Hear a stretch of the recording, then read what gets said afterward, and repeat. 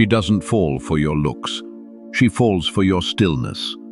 Not the kind you fake in a moment of silence, but the kind you live in the chaos of life.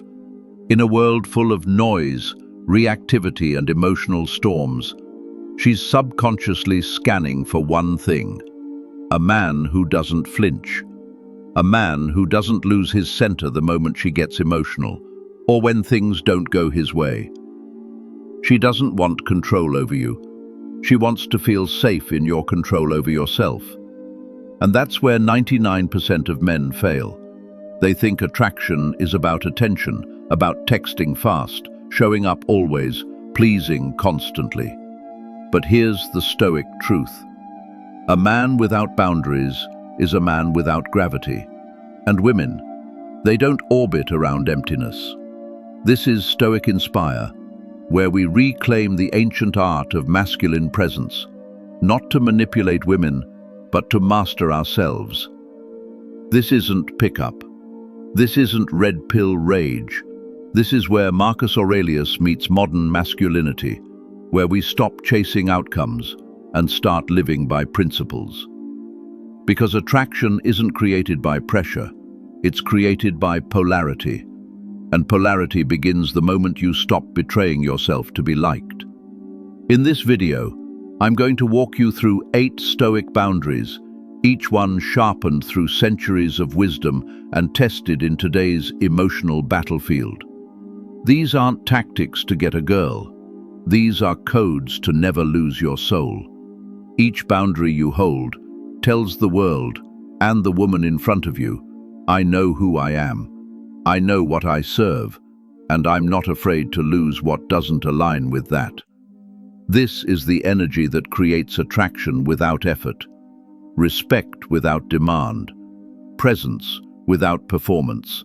So if you're ready to stop explaining yourself, stop overgiving, stop begging for scraps of validation, and start becoming the kind of man women don't just want, but elevate themselves to be around, then stay with me, because the first boundary alone might shatter everything you thought you knew about love, respect, and power. Let's dive in. Boundary 1. The sacred time principle. They say love is about giving time, but what no one tells you is that the way you give your time determines whether you're respected or forgotten. A man's time is not just his schedule, it's his soul in motion. And when a woman sees that you're always available, always quick to respond, always reshuffling your world just to fit into hers, she doesn't think, wow, what a loving man. Deep down, she starts to feel what she'll never say aloud. If he's this easy to access, how valuable can he really be? You see, the feminine is drawn to depth, to gravity, to a man whose presence feels earned, not handed out like free samples. But most men, out of fear of losing her, fear of not being enough, sacrifice the very thing that makes them desirable. Mystery, polarity, priority. You answer within seconds, you cancel your workout, you reschedule your purpose, you give her front row access to a show that hasn't even earned her ticket, and then you wonder why she slowly pulls away.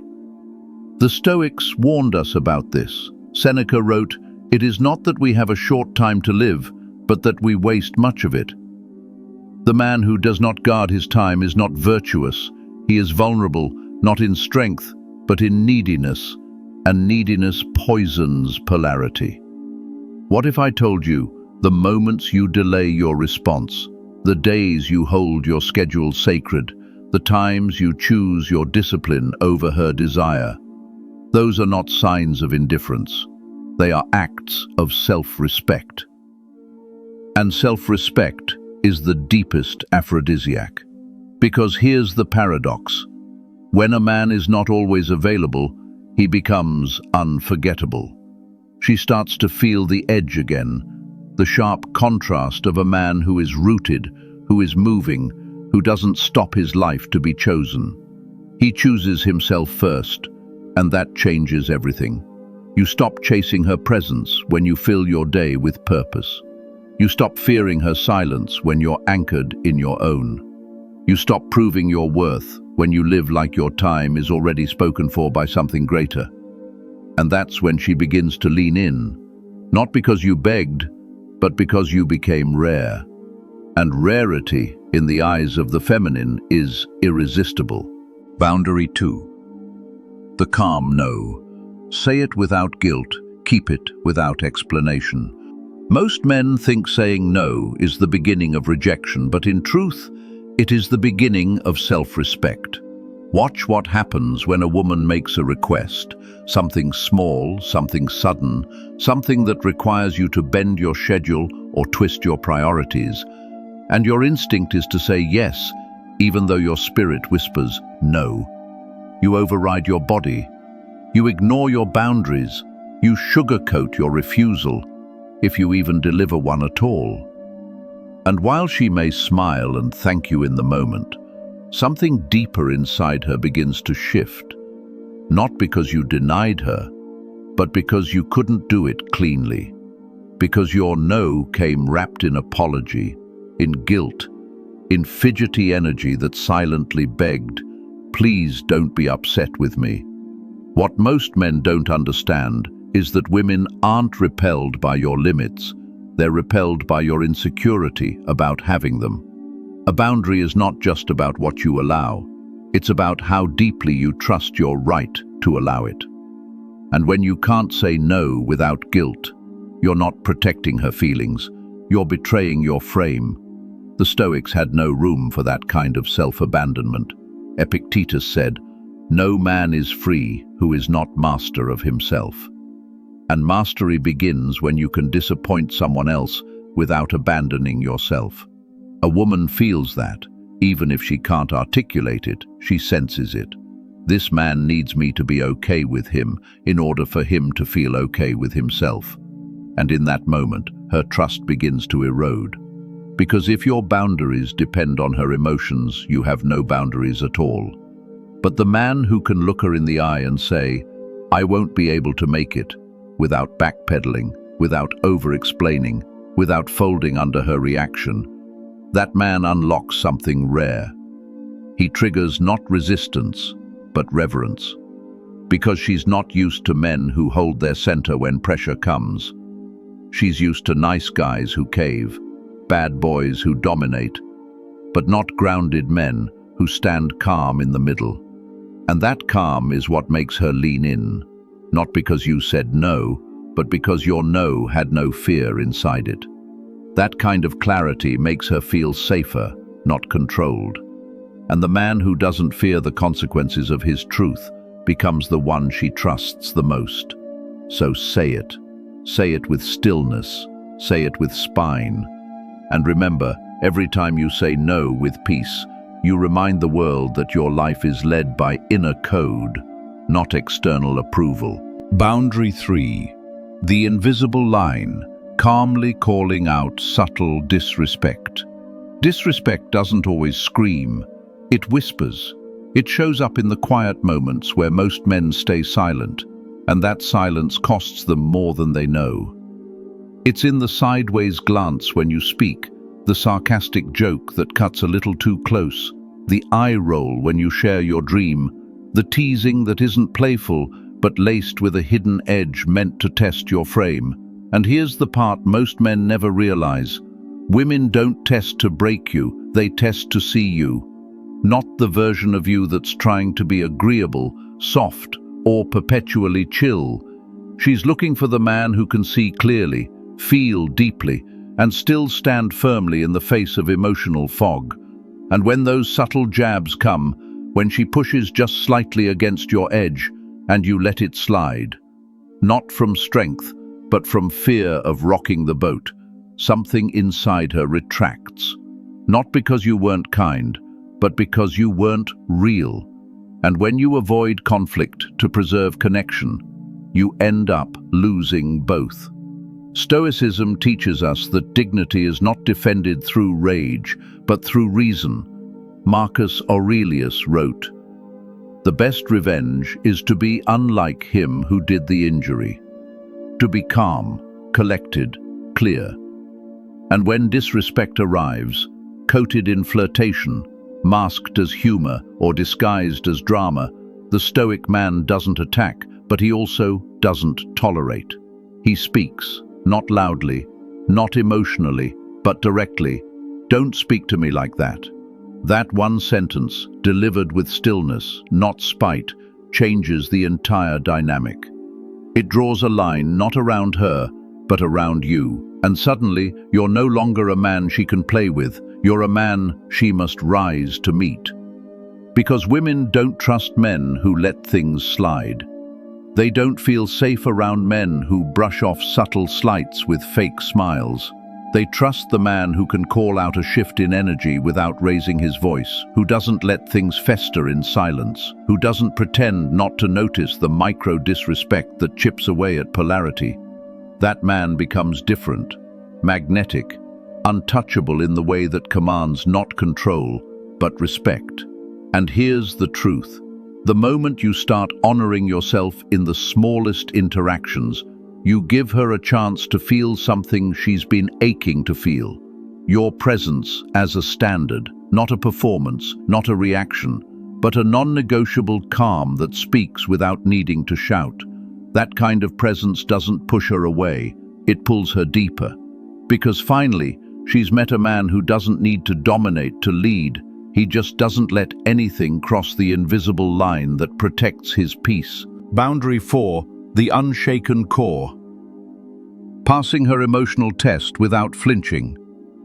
A woman will test you, not because she wants to control you, but because she wants to feel the edge of your presence.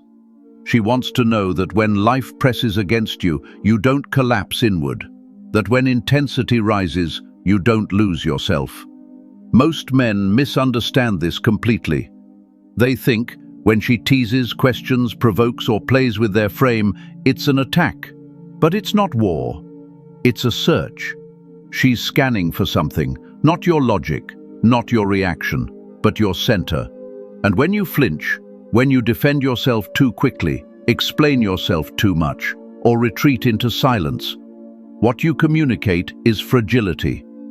You show her that your calm is conditional, that your confidence is situational, that the moment pressure shows up, so does your insecurity. But the Stoic man, the man who breathes through fire instead of fleeing it, he doesn't react, he receives, he pauses, he smirks, and then he chooses his response like a king picking his sword, not because he needs to fight, but because he's already won inside. Epictetus taught that we cannot control what happens, only how we respond. That control over external events is a delusion, but control over the self is freedom. And that freedom is what she craves. Because when a woman throws emotional intensity your way, when she pokes your pride or challenges your direction, what she's really asking is this: are you anchored? And if your answer shows up in defensiveness, sarcasm, frustration, or silence, she has her answer. But if you hold eye contact, breathe slowly, and meet her storm with still water, not apathy, not avoidance, but quiet certainty, something ancient awakens in her. You become the man she can lean on, the man she can test and never break, the man who doesn't need to overpower to lead. And the paradox is this: the moment you stop trying to pass her test, you start passing it effortlessly. Because a man who is unfazed by emotional fire becomes the fire. He sets the tone, holds the frame, and rewrites the rhythm of the room without raising his voice. And that calm, earned through practice, forged through philosophy, and held without apology, is not just attractive, it's unforgettable. Most men chase a woman's body. Few become the space where her soul can finally rest. Be that space, be that mountain, not by force, but by the unshakable stillness of a man who knows exactly who he is. Boundary 5. Say less, mean more. Let silence speak for your confidence. There's a certain power in a man who doesn't feel the need to explain himself, and that power is so rare it feels dangerous. Most men, when they say no, instantly follow it with paragraphs. When they share a decision, they soften it with disclaimers. When they set a boundary, they overload it with emotional airbags so no one gets offended. And in doing so, they don't come off as kind, they come off as uncertain. A man who over-explains may sound polite, but beneath the surface, he's asking for permission to lead his own life. He's silently begging, "Please understand me, please don't get upset, please still like me." And here's the truth that punches harder than most men are ready to admit. The more words you use to justify your truth, the less weight that truth holds. Women don't respect explanations, they respect energy, and energy doesn't lie. You can speak calmly and still sound insecure. You can sound confident and still feel hollow. But when your words are few, intentional, and delivered with quiet finality, she doesn't just hear you, she feels you. Marcus Aurelius once said, "The more we value things outside our control, the less control we have." And when you over-explain, you're no longer speaking for yourself, you're performing for approval. And she feels that performance. She sees the cracks in the armor. She senses that your decisions aren't rooted in inner clarity, but in external validation. But the Stoic man speaks like the mountain moves, slow, measured, and only when necessary. He says what needs to be said, then lets the silence breathe. Because silence, when held from a grounded place, doesn't create distance. It creates depth. It invites curiosity. It builds presence. It demands respect. A man who can say, "I can't make it tonight, let's connect later this week," and leave it at that, without justifying, apologizing, or scrambling to soften the blow, is a man who operates from self-trust. And self-trust is magnetic. It's the gravity women feel when they say, "There's just something about him." That something is the absence of need, the absence of emotional leakage, the presence of a king who doesn't need to speak loudly because his silence already speaks volumes. So train yourself to say less, to own your no, to make your point without a monologue.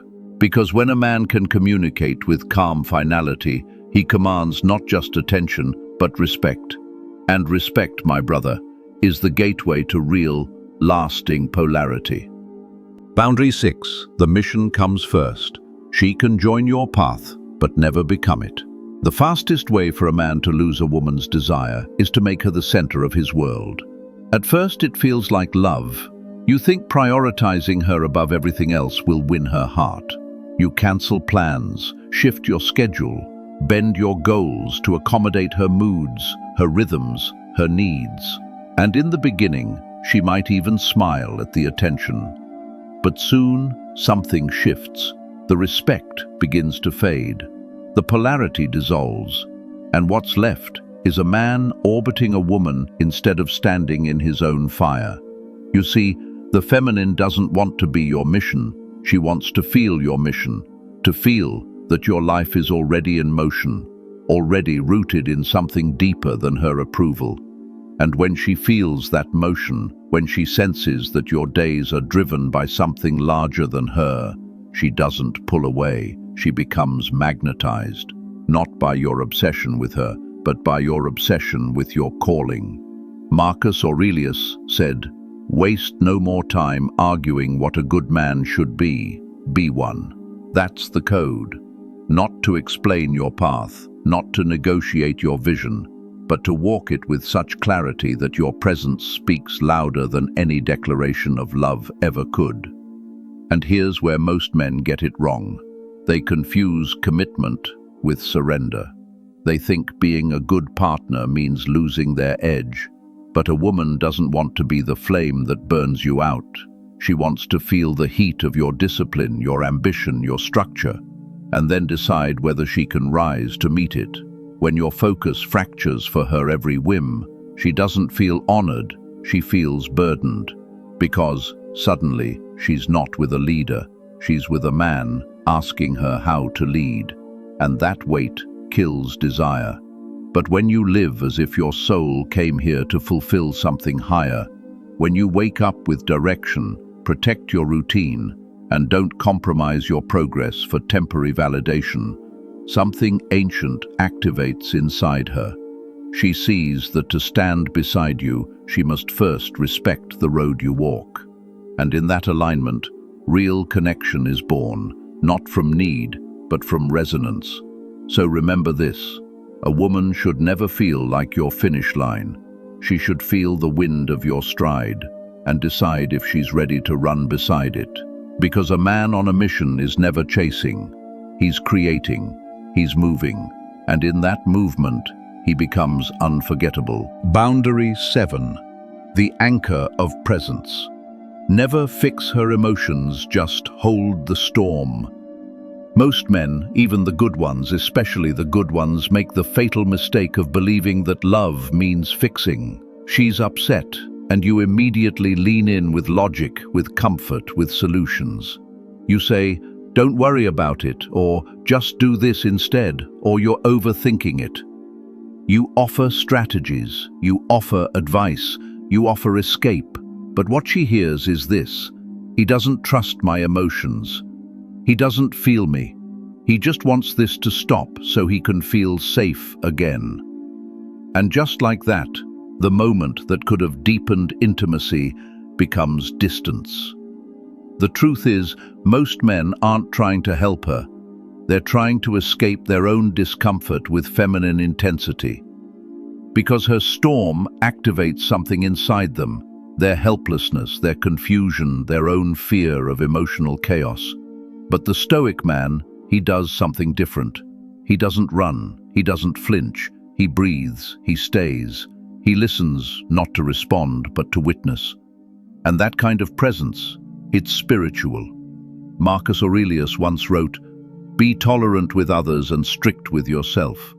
And there is no greater arena for this discipline than when a woman is emotionally unraveling in front of you.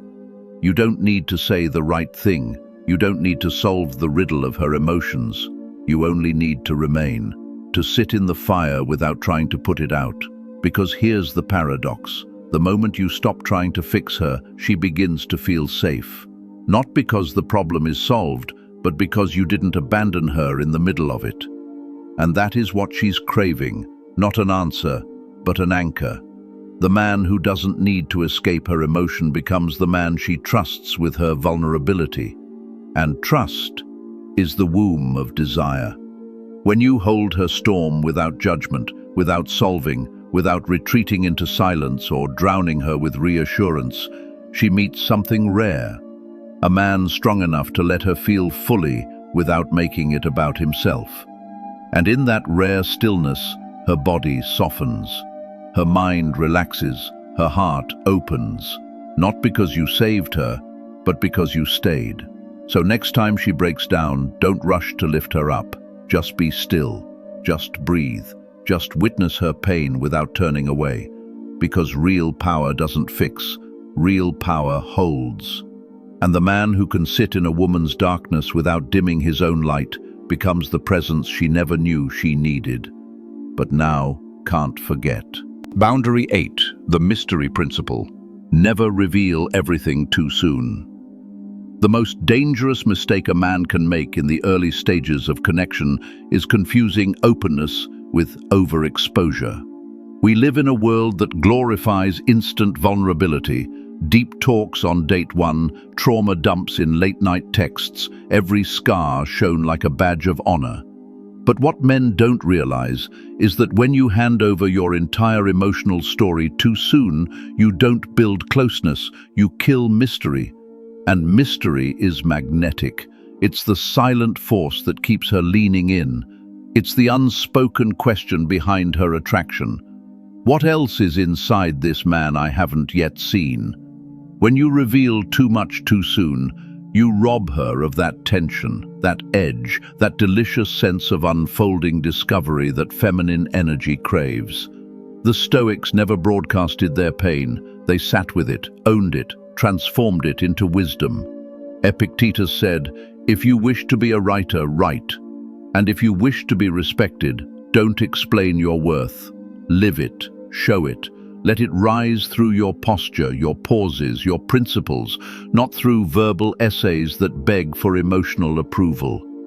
Most men overshare not because they're brave, but because they're insecure.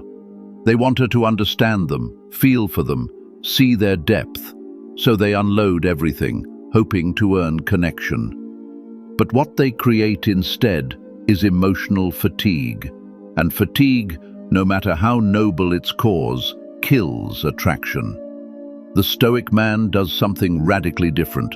He reveals slowly, not because he's hiding, but because he's rooted, because he understands that his soul is not a product to be advertised. It's a temple to be entered slowly, intentionally, and by invitation only. He lets her feel that he carries weight, that there are layers, that what he offers isn't cheap, it's sacred, and this energy does something no pickup line ever could. It awakens wonder. It commands silence. It makes her realize this man isn't emotionally distant, he's emotionally disciplined. He doesn't reveal to be liked, he reveals when it's earned. And that slow unfolding becomes intoxicating, because when she finally sees what you hold behind those quiet eyes, it doesn't feel like you gave it. It feels like she discovered it. And that difference, that shift in emotional gravity, is what makes you unforgettable. So hold your story like it matters. Speak less, mean more. Let her lean in, not because you're trying to pull her, but because you're already standing in something she wants to feel. And remember, what is fully known too soon is quickly taken for granted. But what is respected, protected, and revealed in rhythm becomes legend. You were never meant to chase love.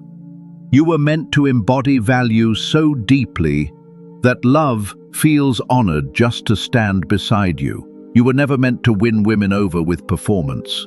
You were meant to become a presence so rooted that her only question becomes, how do I rise to meet him? Every boundary you set is a quiet revolution. A line drawn not against her, but for you. It says, this is who I am, this is where I end, this is what I stand for. And here's the Stoic truth, most men never live long enough to understand. When a man stops fearing the loss of others, he begins reclaiming the truth of himself. You don't need to yell to be powerful. You don't need to prove to be respected. You don't need to fix, chase, or entertain. You only need to remember who you are when you're no longer trying to be liked. Because in that space, in that sacred stillness, the world and the woman feel your gravity. And once they feel it, they never forget it. This is Stoic Inspire, where we don't teach men to manipulate attraction. We teach them to return to themselves, to build inner order, to walk with emotional discipline, to lead with silence, to protect their time like kings, and love like warriors, calm, clear, and completely unshaken. If this video spoke to something deep in you, subscribe, not because we want numbers, but because you want standards. And if one of these boundaries hit your soul, comment below and let me know which one you're going to live by starting today. Until next time, guard your peace, honor your code, and never trade your mission for momentary approval. You are the mountain, and the mountain does not move.